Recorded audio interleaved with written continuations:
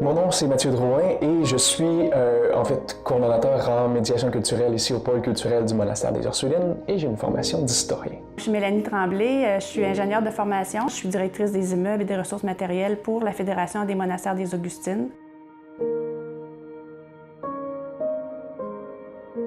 Le métier d'historien, c'est un peu comme être un politicien du passé. Ça veut dire qu'il faut faire comprendre aux gens le passé, mais pourquoi le passé est important aussi dans le présent. Le passé n'est jamais garant de l'avenir. C'est un métier qui est très large, qui demande d'abord et avant tout une honnêteté et une rigueur.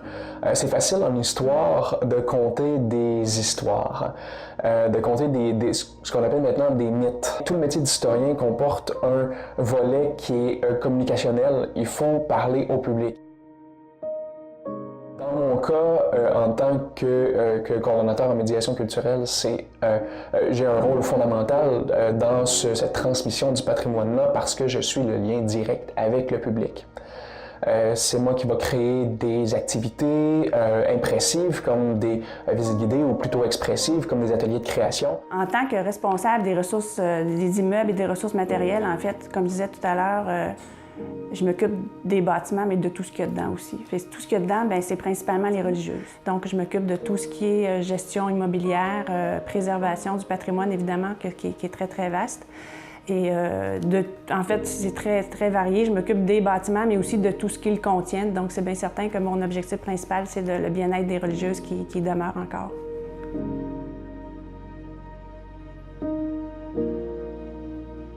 Pour moi, ici, le patrimoine religieux, c'est le patrimoine des Augustines. Puis oui, évidemment, les Augustines, c'est une corporation religieuse. C'est des femmes qui ont donné leur vie à la religion, puis au Seigneur, puis tout ça. Mais c'est leur patrimoine à elles, c'est dans leurs actions, c'est dans leur mission qu'elles ont bâti ces immeubles-là, ou qu'elles ont conservé ces immeubles-là. Ces religieuses-là avaient acquis, sans trop le savoir, un patrimoine qui était extraordinairement riche. En fait, elle, l'objectif, c'était pas de faire des bâtiments patrimoniaux, mais c'était vraiment de faire des bâtiments qui étaient associés à leur vie religieuse, mais aussi à leur mission, c'est-à-dire soigner les personnes. Donc, tout ça transpire encore dans les bâtiments qu'elles occupaient jusqu'à tout récemment à l'Hôtel-Dieu.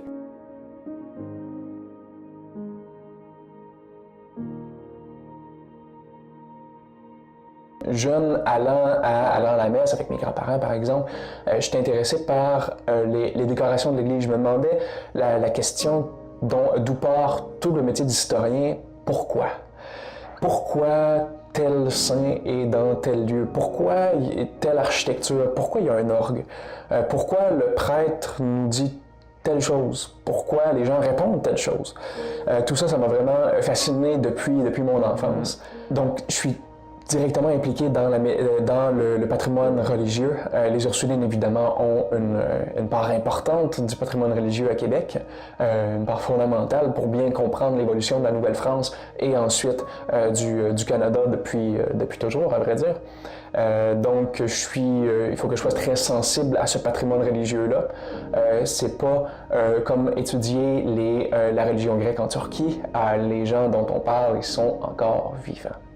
Ils sont toujours là, ils sont sensibles à ce qu'on dit, ils sont sensibles à ce qu'on fait. Il faut le faire avec la plus grande minutie possible, avec une grande sensibilité, une grande empathie.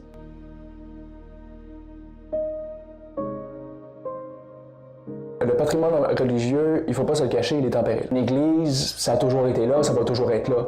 Oui, mais si on n'entretient pas l'Église, si le monastère tombe en désuétude, voire en ruine, ce qui peut se faire assez rapidement, vu que c'est un bâtiment, c'est beaucoup de bâtiments du 17e, 18e siècle, eh bien, on va se ramasser avec des ruines, justement, qui sont beaucoup plus difficiles à remettre en état que des bâtiments qui sont déjà en état. Il faut songer à ce que les nouvelles fonctions ou les nouvelles occupations du bâtiment de l'hôpital général soient compatibles justement avec la mission d'origine des Augustines. La clé, en fait, du succès pour la conservation du patrimoine, c'est d'occuper puis de se servir de ces espaces-là qui ont été bâtis à l'époque pour une raison.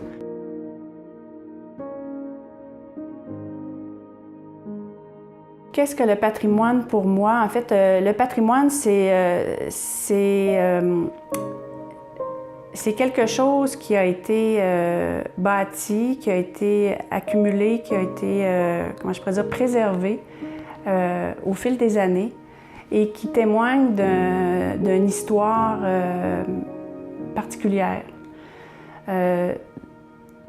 Tout n'est pas nécessairement patrimoine, mais je pense que les bâtiments, mettons qu'on parle de bâtiments, les bâtiments qui témoignent d'une occupation particulière ou d'une implication particulière d'un certain groupe de personnes dans le temps, bien, je pense que c'est du patrimoine. Le patrimoine, c'est en quelque sorte la culture qui tient du passé. On a la culture présente, la langue, la religion, etc.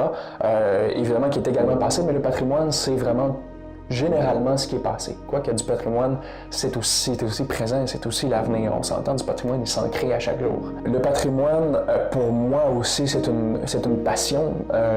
C'est mon métier, ça me donne, c'est mon gagne-pain. Être dans le patrimoine pendant toute ma vie, je pense que je vais l'être parce que même si on me sort du patrimoine, le patrimoine ne sortira pas de moi, ça c'est sûr.